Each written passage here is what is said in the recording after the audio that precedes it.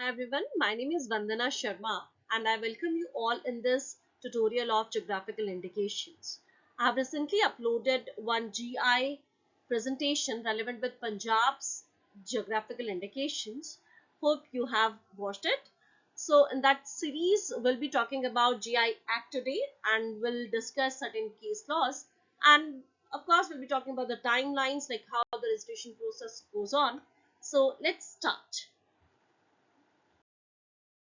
So let's start with the Act, the Geographical Indications of Goods, Registration and Protection Act 1999, number 48 of 1999, which was actually introduced on 30th December 1999. It is an act to provide for the registration and better protection of geographical indications relating to goods. So when we talk about geographical indications, it means we are talking about certain specialty of specific geographical areas or regions. So we have so many states and every state has some good specialty relevant with the goods or I'll say the items, the famous items, like we have here in Punjab Fulkari. So similarly, we'll be talking about the geographical indications relating to various goods. So geographical indication in relation to goods means an indication which identifies such goods as agricultural goods, natural goods, or manufactured goods as originating or manufactured in the territory of a country or a region or locality in that territory, where a given quality, reputation, or other characteristic of such goods is essentially attributable to its geographical origin. And in case where such goods are manufactured, goods, one of the activities of either the production or of processing or preparation of the goods concerned takes place in such territory, region, or locality as the case may be. So remind here, the words being used are goods which are manufactured, which are produced or processed or prepared in a specific territory, region, or locality. So such goods comes under the category of GI registration. So explanation: for the same purpose of this clause, any name which is not the name of a country, region, or locality of that country shall also be considered as the GI if it relates to a specific geographical area and is used upon or in relation to particularly originating from that country, region, or locality as the case may be.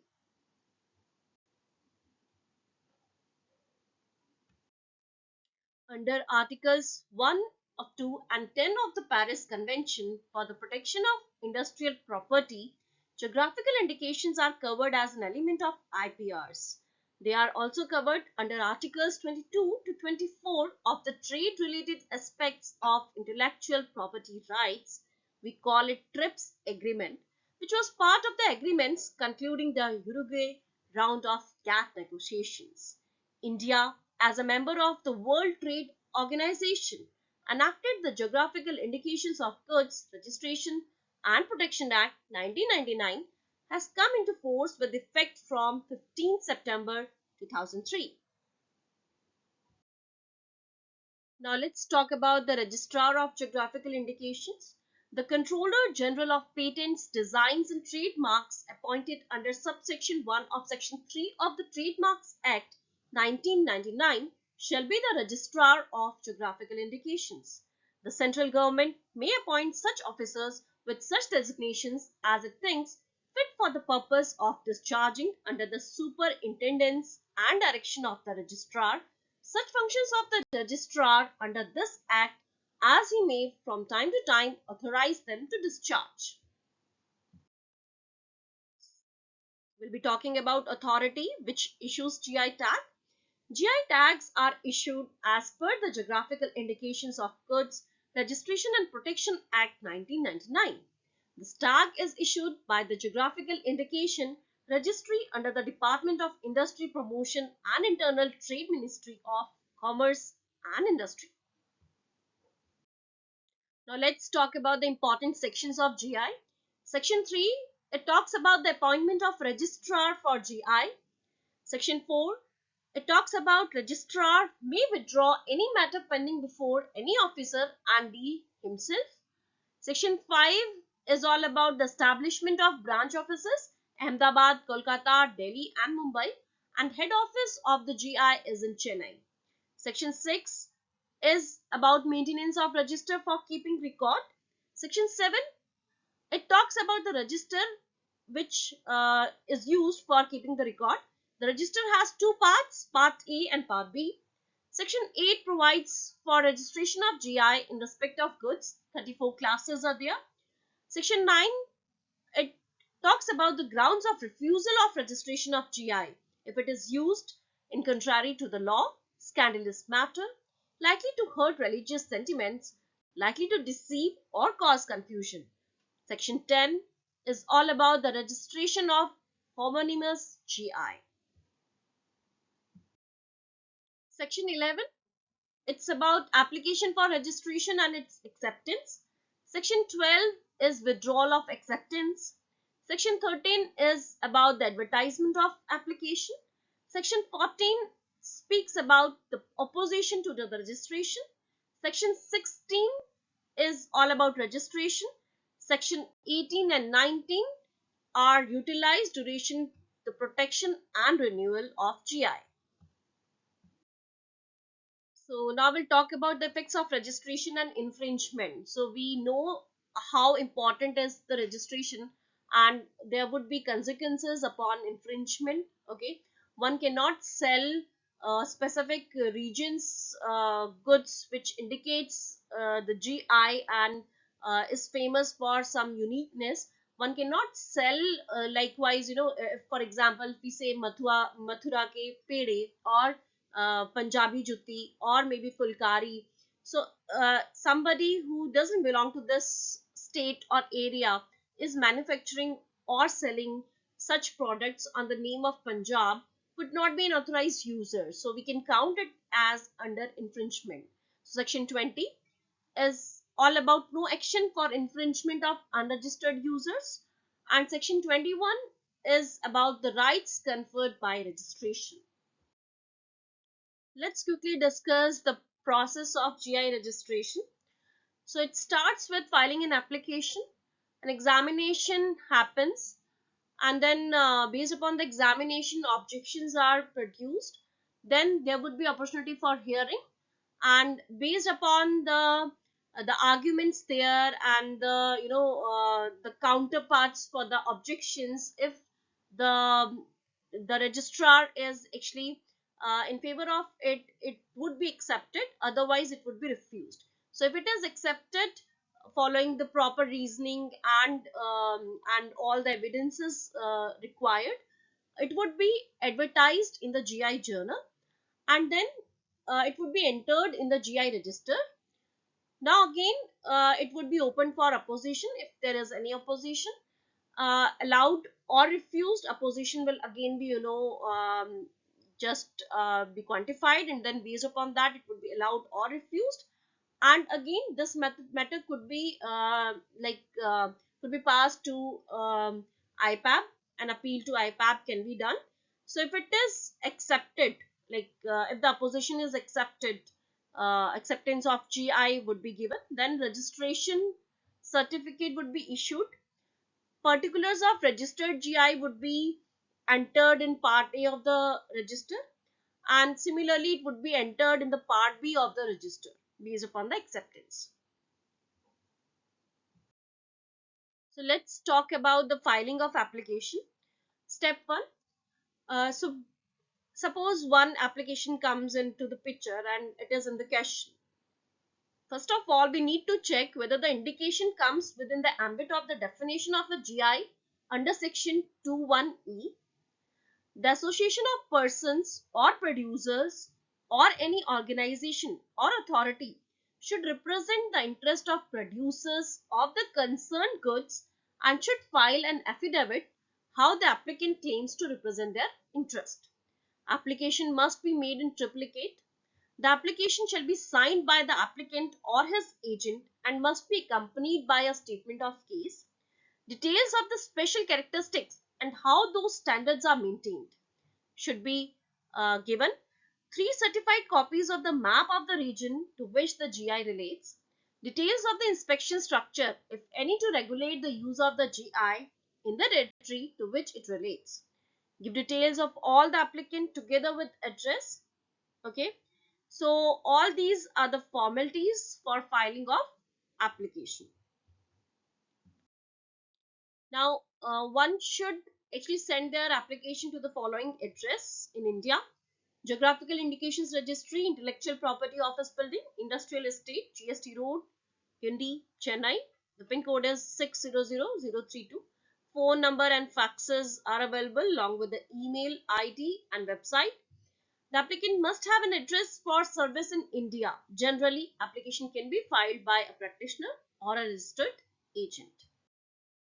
Now, step 2 and step 3 talks about the preliminary scrutiny and examination.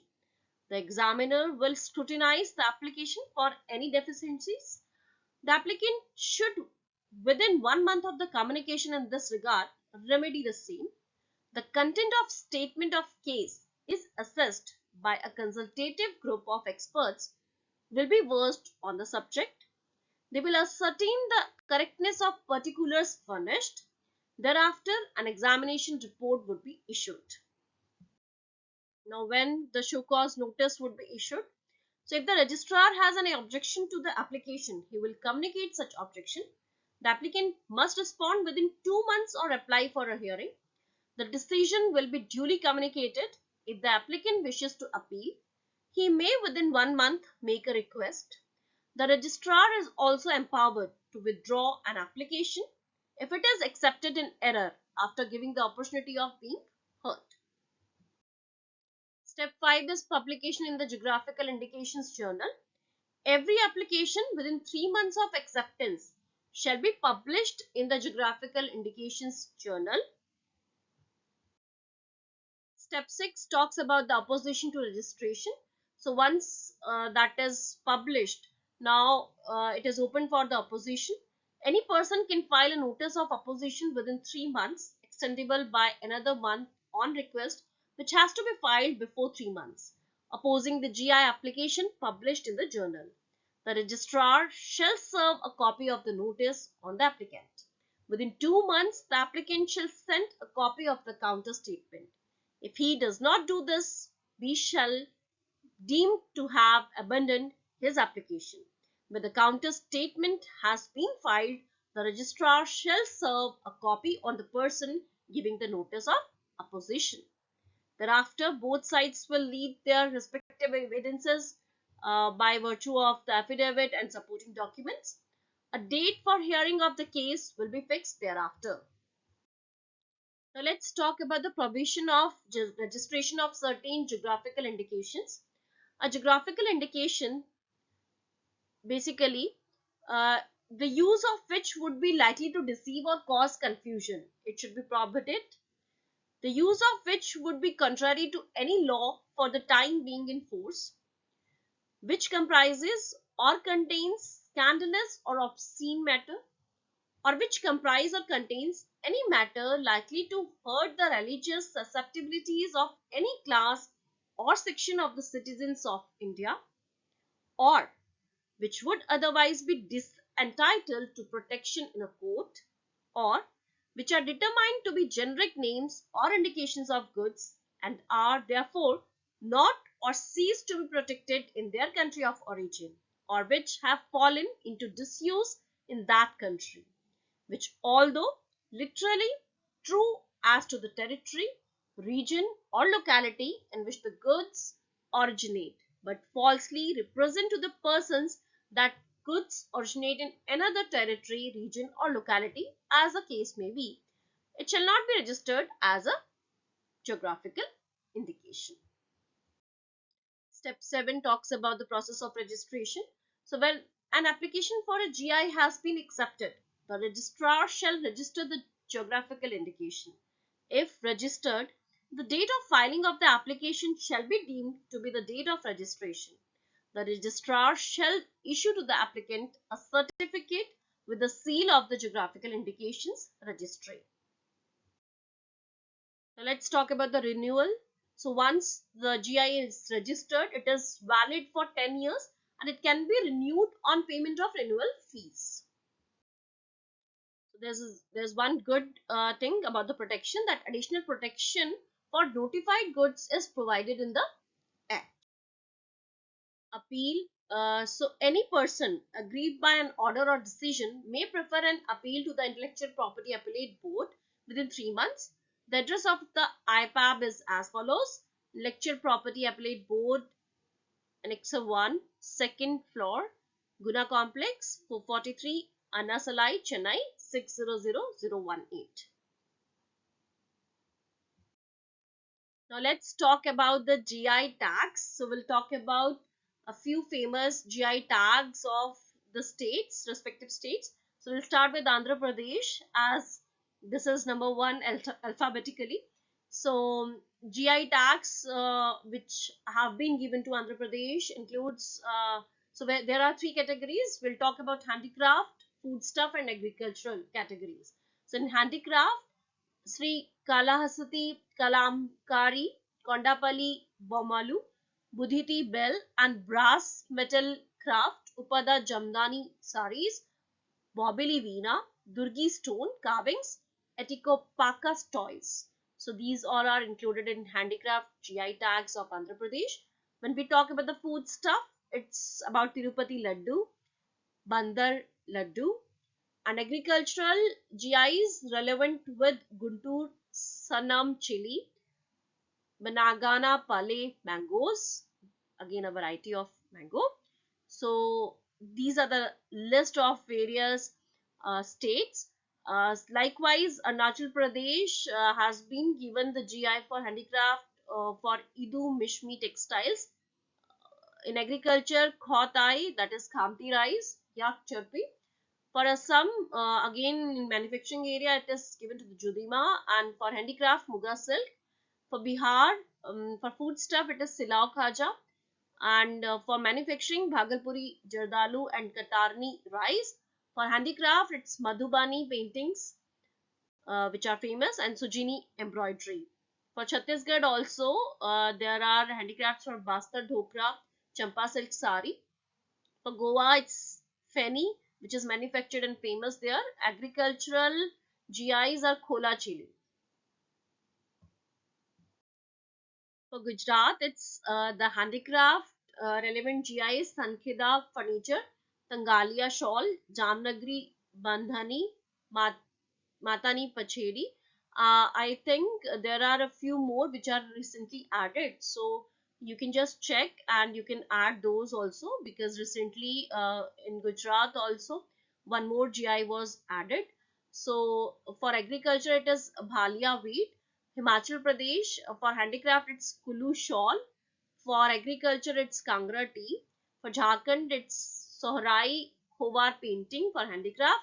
For Karnataka, Mysore silk, Kasuti embroidery, Molakal Muru saris, handicraft, Sandur, Lambani embroidery, Kinhal toys, Kolhapuri chappal, uh, and for manufacturing, Mysore sandal soap, Mysore agarbatti, agriculture, Cork orange, Divanhali pomelo, all are included in GI tags of Karnataka. Likewise, we have some famous handicrafts from Kerala: Aranmula Kannadi Alepe coil. For agricultural aspects, Navara rice are given as GI tag for Kerala, Pokali rice, Kaipad rice, and then Nilambu tea. All these are given as GI tags. For Madhya Pradesh, Chanderi saris, Maheshwar saris and fabrics. For agricultural aspects, Sharbati gehu is given as GI tag for Madhya Pradesh. For foodstuff, Jhabua Kadaknath black chicken meat, Kadaknath. So this is a, I'll say, cock.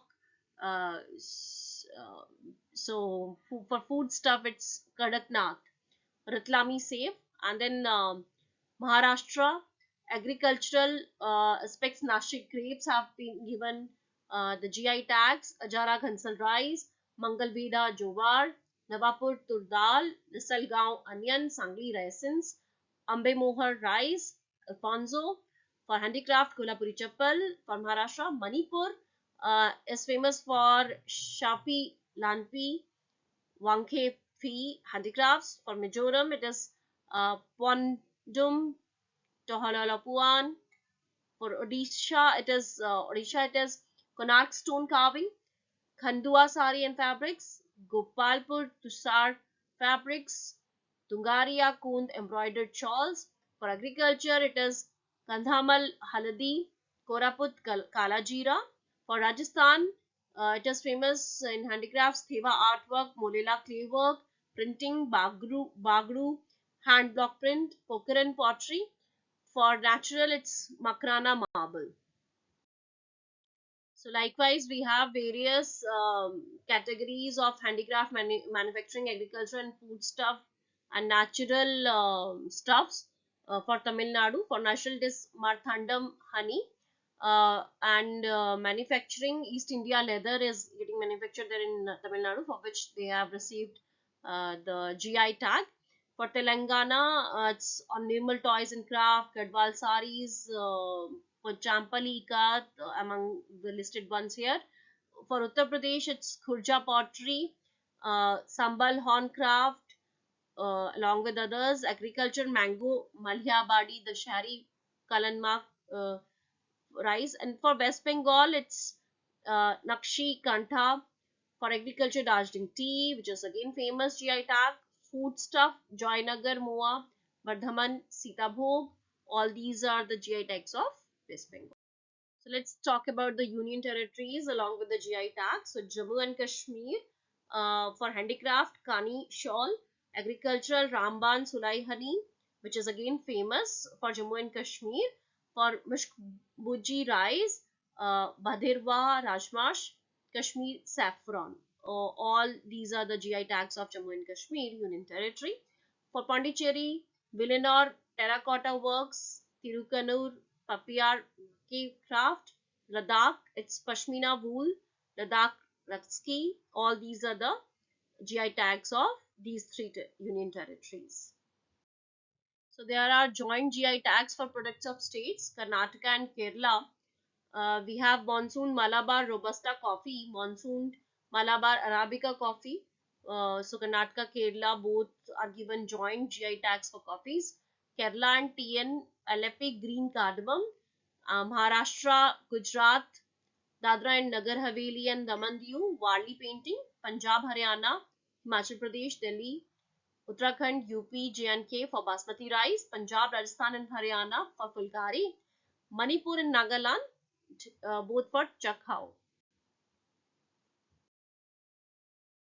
So we'll talk about Bharuch century old Sujani weaving technique back GI tag. So the famous weaving technique of Bharuch seems to have originated in Bharuch, Gujarat around 1860. It is actually given GI tag recently, so that's why we are talking about this Sujani. Sujani is a woven padded quilt using double weave technique. Fabric is woven on double cloth principle. Cotton is inserted into a scare to give a quilt effect, which is the most popular in the country for being used as a decorative blankets and quilts. Keeping market trends in mind, new products items like hammock, car seat cover, table mats, low sitting stools, tea coaster, and upholstery are also being developed. So you can read the article on the given link for more details. Now let's talk about the significance of GI tag. So why GI tag for Sujani weaving of Bharuch is significant? It will secure the future of a century-old handicraft that just 2 years ago had barely a few artisans as the last custodians. So whenever government or certain group of people who are actually well known in the society and who are known to conserve the heritage of specific states and the natural or through the manufacturing aspects or the agriculture aspects, when they see some art is going to be extinct, they take actions in order to file GI. And when a specific state or an art or any I'll say any category of whether it's handicraft, agriculture or natural, any kind of product which actually gets a GI tag, it becomes famous. And naturally it helps the artisans also to prove their skill once again, and the people, they start taking interest. And of course, when the demands would be increased, the manufacturing or the production would be high, and accordingly the laborers or the artisans would be paid the significant amount of their work, hard work. So, Gujarat's endangered Sujani weaving handicraft is the first product from Bharuch to attain such protection. GI tagging will aid the survival of this unique and century-old form of weaving of quilt, in which the fabric is woven simultaneously and interlocked at fixed intervals, creating pockets in between for cotton to be filled in. The final product is woven in double fabric in handloom in such a way that the entire quilt is prepared without a single stitch. This technique of hand weaving is practiced only in Bharuch, and till recently was exclusively uh, made by a handful of families only.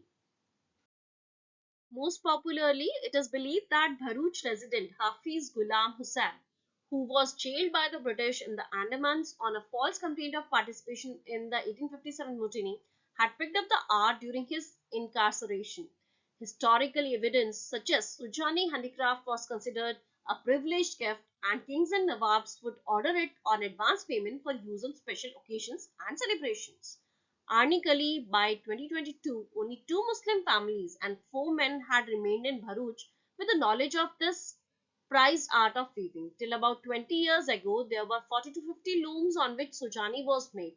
But over the years, lack of access to markets due to depleting resources had put Sujani work out of favor. It was the Bharuch administration's Roshni revival of Sujani handloom and nuteric inclusion of artisans project launched in March 2023 that helped revive the art, says Bharuch District Collector Tushar Sumera. The handmade quilts had lost market share to China's machine-made products, which were cheaper and flaunted contemporary designs. But the unique weaving style and the breathable designs makes Sujani a unique and premium product that continues to be there in the international market if cultivated professionally. Now, how the training process of the skill is going on. The Reva Sujani Center, from where the cooperative society is run, turned into a focal point for artisans for training and exchange of knowledge, and became the fountainhead of an entire generation of Sujani weavers beyond the original custodians of the handicraft. An estimated 8 people in Bharuch and nearby areas have been trained for Sujani weaving now. So how do we recognize such kind of skills?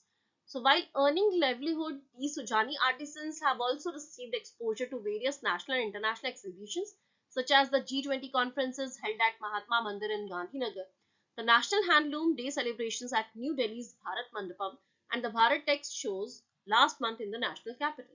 So Sujani was also included in the central government's ODOP, one district, one product list, to give it wider access to national and international markets. It also benefited from various workshops and documentation activities such as product development and design sensitization by the Ahmedabad based National Institute of Design (NID), craft documentation by the National Institute of Fashion Technology in Gandhinagar, and the Gujarat government's um, Setu Yojana. So, all these were actually the efforts for recognition. And in this particular slide, because these slides were made long time back, so it's been more than 3 to 4 months. So based upon the information available on the internet and on various resources, I have also mentioned the word last month here, but for your knowledge, I would like you to, if you really want to dig down about the times and the dates, exact dates of all these events, you can refer some good resources on the internet. Now we'll talk about Jagadri as utensil making hub. So yes, I'm talking about the Jagadri, which is in Haryana. So Jagadri, a small town in the Yamunanagar district of Haryana and located about 100 kilometers from Chandigarh, is an utensil manufacturing hub. The city comprises over 500 stainless steel, aluminium, and brass copper utensils manufacturers, a majority of them in the micro, small, and medium enterprises category. Those stainless steel and aluminium utensils manufacturers are witnessing a spurt in demand copper and brass manufacturers are facing tough times due to significant increase in raw material prices. Price increases have led to a fall in demand. Brass and copper utensils are beyond the reach of the common man due to high raw material prices. So, in order to sustain themselves, many manufacturers have diversified into other areas. While some have started manufacturing utensils using stainless steel and aluminium as raw material instead of brass and copper, others ventured into brass sheets and other engineering items are doing extremely well. So now we'll talk about the present scenario on the skilling art of making copper and brass utensils. So Ashwani Goyal, Managing Director, Desh Metal, said that his company has exited brass and copper utensils and ventured into other brass items such as brass sheets, brass strips and foils, and brass circles, which have industrial and commercial applications. Similarly, Prakash Alloy Udyog, which is now a leading manufacturer, exporter, and supplier of aluminum utensils, earlier manufactured brass and copper utensils. Some of their products include aluminum cookware, aluminum cups, and aluminum plates. JK Metal Industries is another such company. Industry sources said that initially the making of brass utensils was restricted to the Thathera community of northern India, which is involved in the production of metal household utensils. These include kettles, pans, plates, cups, mugs, and buckets. These utensils were in great demand in Rajasthan, Haryana, Uttar Pradesh, Gujarat, Maharashtra, Andhra Pradesh, and other states. So, now when we talk about these kind of switch or little I'll say deviation of uh, manufacturing industries or their interest of deviation from making or manufacturing brass and copper utensils switching to stainless steel utensils. So there are many reasons quoted here, and which actually affects not only the domestic market but as well as the national and international market. Likewise, we have Muradabad in UP. It is a city in Uttar Pradesh, state of India. It was established in 1600 by Murad, the son of the Mughal Emperor Shah Jahan. As a result, the city came to known as Muradabad. It is the administrative headquarters of Muradabad district. Muradabad is situated at a distance of 167 km or 104 miles from the national capital, New Delhi, at the bank of river Ramganga. The city is famous for its huge export of brass handicrafts to North America and Europe, and is also thus called Brass City or Pital Nagari. It has close 4 million citizens of various ethnicities and religions. Muradabad is renowned for brasswork and has carved a niche for itself in the handicraft industry throughout the world. The modern, attractive, and artistic brassware, jewelry, and trophies made by skilled artisans are the main crafts. The attractive brassware are exported to countries like USA, Britain, Canada, Germany, and Middle East Asia. Recently, other products like iron sheet metalware, aluminium artworks, and glasswares have also been included as per need of the foreign buyers. Mentha is also exported in several crores from Muradabad. These products are very popular in foreign market and are being exported in thousands of crores every year. Due to increase of exports and popularity in foreign, especially in Europe, America, Italy, and other countries, a large number of exporters are establishing their units and started their export. Out of these industrial corridors declared by the state government in industries 1999 2002, Muradabad is one of them. So if you want to purchase the good looking, ancient style, unique style copper and brass utensils, here are certain links provided for online order. Now we'll talk about certain case studies. So Darjeeling tea GI tag dispute. Darjeeling tea became the first GI tag product in India in 2004 to 2005. The history of Darjeeling tea dates back to the early 1830s. It was statutorily controlled by the government as part of the tea industry from 1933 under various enactments culminating in the Tea Act 1953. The tea board is vested with the authority to administer all stages of tea cultivation, processing, and sale through various orders. Darjeeling tea possesses a well-known flavors and quality which has won the auspice and acknowledgement of discriminating consumers all over the world. There have been various disputes relating to the GI tag of Darjeeling tea. The tea board started an action against ITC Limited on the basis of their registered GIs. ITC Limited had a premier executive lounge named Darjeeling Lounge as its ITC Sonar Hotel since 2003. The board filed a civil suit in 2010 at Calcutta High Court along with prayers for an interim injunction seeking to restrain ITC Limited for using the trademark Darjeeling Lounge. They contended that the use of Darjeeling by ITC led to infringement of their registered GIs and certification trademarks. They also pleaded that the use of the Darjeeling Lounge is an act of unfair competition and has the effect of causing confusion amongst guests visiting Darjeeling Lounge, and that such guests would be falsely led to believe that there is some association with Darjeeling tea. The defendant pleaded that Darjeeling primarily is a name of a place and tea is not the single most important aspect of Darjeeling. Tea Board is therefore not entitled to claim singularity over Darjeeling, considering that its monopoly ends at tea. The court found that the plaintiffs registered GI and certification trademarks restricted to tea and the protection afforded by the same cannot extend to launch services. Right? So it was basically a case relevant with GI tags, and then the trademark also. So the controversy was on the name of using the Darjeeling word. And there is another case, the case of Navara rice, Tamil Nadu versus Kerala. Navara rice is one of the many types of rice found in India and is a unique grain plant in the Oryza group. It originated from Kerala and is well known for its medicinal properties. The granting of GI of this product in 2007 to Navara Rice Farmers Society has incensed other growers of the crop in Kerala and Tamil Nadu. However, it is stated that only farmers belonging to this society can sell their produce as Navara rice.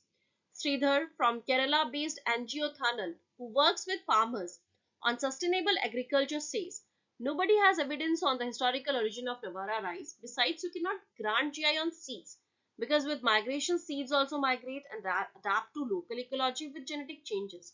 He calls for more clarity in GI laws.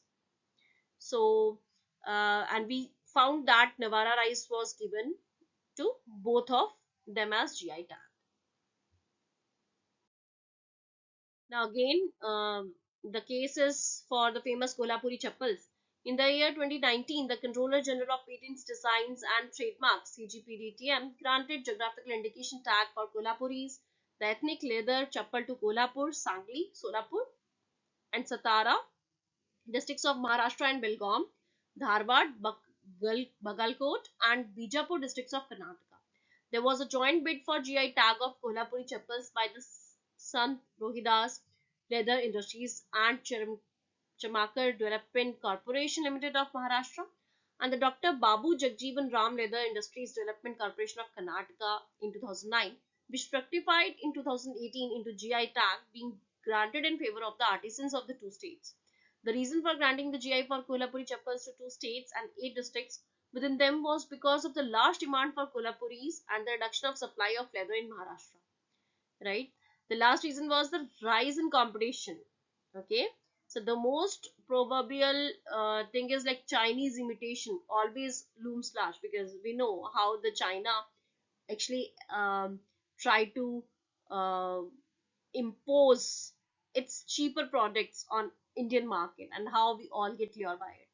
So based upon all those circumstances and the market evaluation and considering that the skills the artisans are there in the two states and all these districts of Karnataka, it was actually given in collaboration and kind of joint GI was given. So we have another case study about Tirupati Laddu, the savory from Andhra. Tirumala Tirupati Devasthanam applied for registration of the Tirupati Laddu for GI tag under class 30.